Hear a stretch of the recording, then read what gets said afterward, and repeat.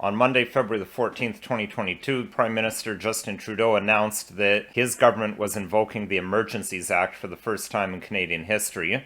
I made a very brief statement about that on Monday, but on today's episode of Don't Talk TV, we're going to take a closer look at the Emergencies Act and at the regulations that have been passed under that act by the Trudeau government in the last couple of days.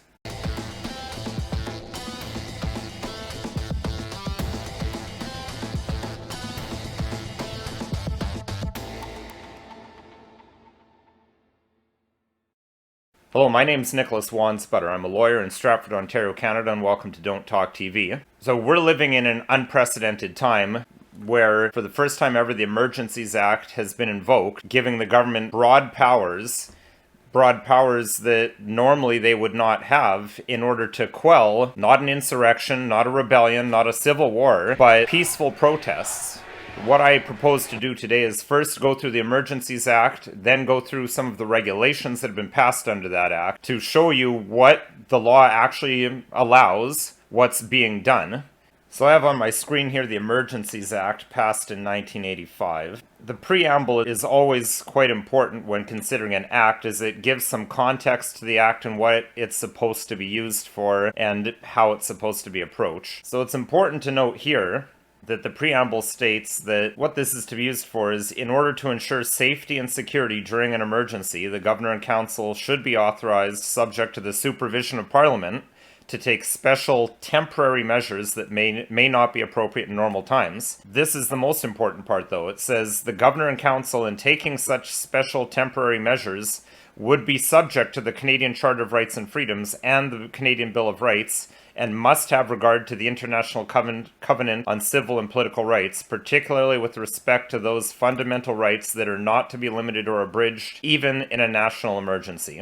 So, the Emergencies Act is still subject to the Charter of Rights and Freedoms. It doesn't suspend the Charter, as some people have suggested. However, one might be forgiven for thinking that the Charter's been suspended when one sees some of the regulations that have been passed that we'll go over later. But let's continue with the Act. Definitions are always very important when considering a piece of legislation. So Section 3 defines what a national emergency is. It says, for the purposes of this Act, a national emergency is an urgent and critical situation of a temporary nature that A, seriously endangers the lives, health, or safety of Canadians, and is of such proportions or nature as to exceed the capacity or authority of a province to deal with, or B, seriously threatens the ability of the Government of Canada to preserve the sovereignty, security, and territorial integrity of Canada. So I think we can see right off the hop that the invocation of the Emergencies Act, in my view, is clearly illegal, because there's nothing happening in Canada that even remotely meets that definition. I just spent a weekend in Ottawa, for example, and anyway, you can watch my live streams. I'll put some links in the show description below so you can see, because I think YouTube is shadow banning me a bit. People have been having a hard time finding those live feeds. There's a dance party at the corner of Wellington and Sussex. There's peaceful protesters waving Canadian flags and holding signs about freedom and choice. There's children playing in bouncy castles. It's absolutely incredible to try to suggest that any of that poses any danger to the lives, health, or safety of Canadians, or that it in any way threatens the ability of the government to maintain the sovereignty of our country. There's a bunch of people waving our country's national flag. That's opposite of threatening Canada's sovereignty. Now let's carry on down to the section on public order emergencies, because a public order emergency is what's been declared here. So a public order emergency means an emergency that arises from threats to the security of Canada, and that is so serious as to be a national emergency. So again, we're now in a time period where disagreeing with the sitting Prime Minister's policies and peacefully protesting against that is now supposedly a threat to the security of Canada. I mean, these are the sorts of things that happen in totalitarian dictatorships, not in democracies. So, Section 17, Declaration of Public Order Emergency. When the Governor in Council believes, on reasonable grounds, that a public order emergency exists, and necessitates the taking of special temporary measures for dealing with the emergency, the Governor and Council, after such consultation is required in Section 25, may, by proclamation, so declare. Now, I mean, the Governor and Council is a person who's appointed by the Prime Minister. The problem is all power is vested in the Prime Minister, and he just tells everyone else what to do. The Governor General is a patronage position. They don't actually exercise power. In my view, they should. Then there'd actually be a check and balance. Same with the Senate. But we don't have time to get into all that right now. A declaration under Section 18, a declaration of a public order emergency is effective on the day in which it was issued, so February the 14th, but confirmation of the declaration shall be held before each House of Parliament and be considered in accordance with Section 58.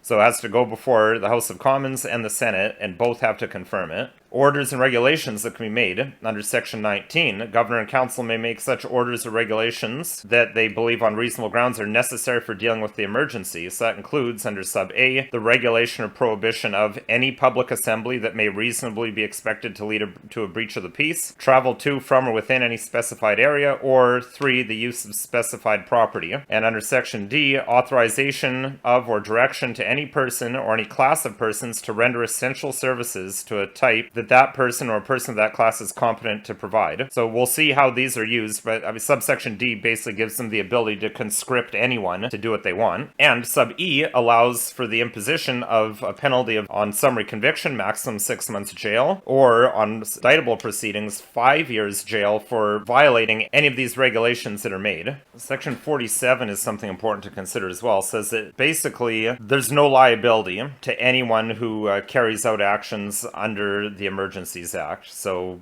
you can't sue anyone who's done something for or in respect of anything done or omitted to be done or purported to be done in good faith under any parts 1 to 4 or any proclamation. So basically, I mean, where there's no liability, that's always of huge concern, because that people can do whatever they want when there's no concern of any consequences. So Section 58 sub 1 says that a motion for confirmation of a declaration of emergency signed by Minister of the Crown together with an explanation of the reasons for issuing the declaration, etc., shall be laid before each House of Parliament within 7 sitting days after the declaration is issued.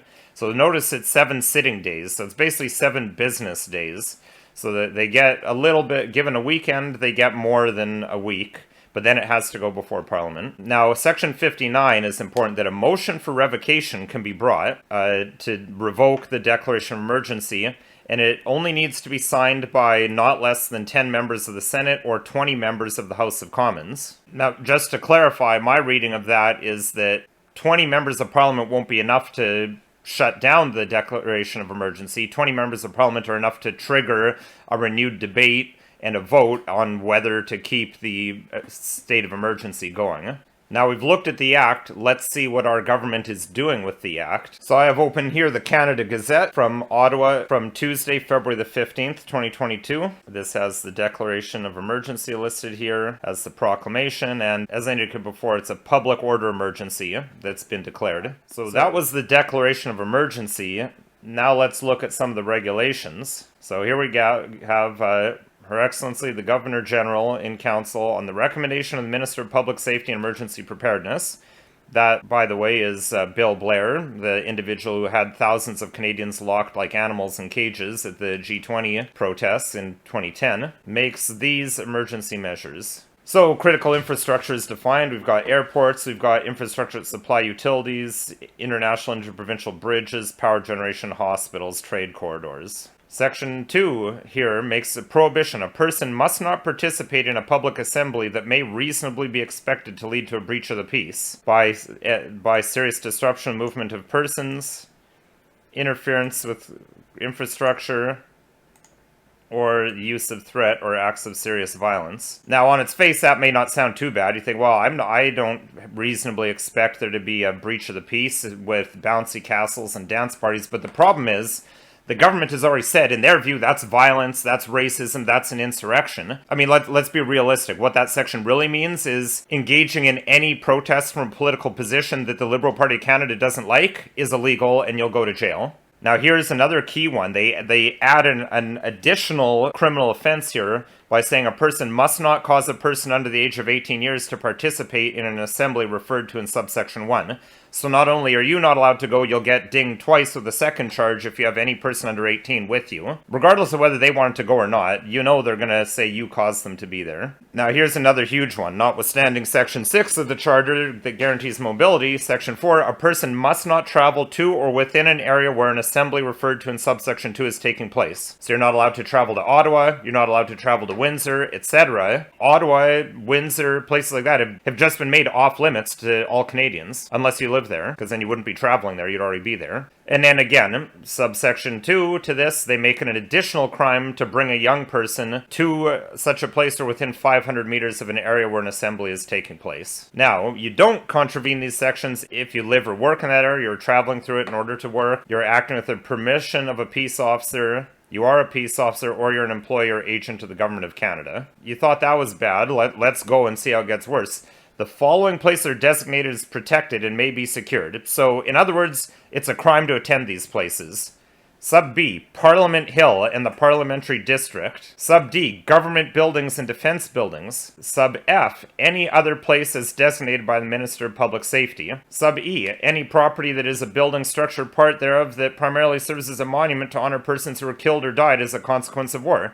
So if I walk down to the Cenotaph in Stratford on my lunch break today, I could possibly be arrested. And then here we go, sub 7, sub 1, as I said, any person must make available and render the essential goods and services requested by the Minister of Public Safety and Emergency Preparedness. So again, if you're a tow truck driver, they want you to tow trucks out of downtown Ottawa, you do it or you go to jail. Section 10, sub 2, lays out, as said in the Act, maximum fine $500 or 6 months jail on summary conviction, or maximum 5 years in jail on indictment if you contravene any of these regulations we've just gone over. There's a further emergency economic measures order that was made the same day. Here's the one where they're going to nail people and take away everything they own and freeze their bank accounts if they have the wrong political views. Section 2, sub 1, an entity set out in Section 3 must, upon the coming into force of this order, cease dealing in any property wherever situated that is owned, held, or controlled, directly or indirectly, by a designated person. B, facilitating in any transaction relating to a dealing referred to in paragraph A.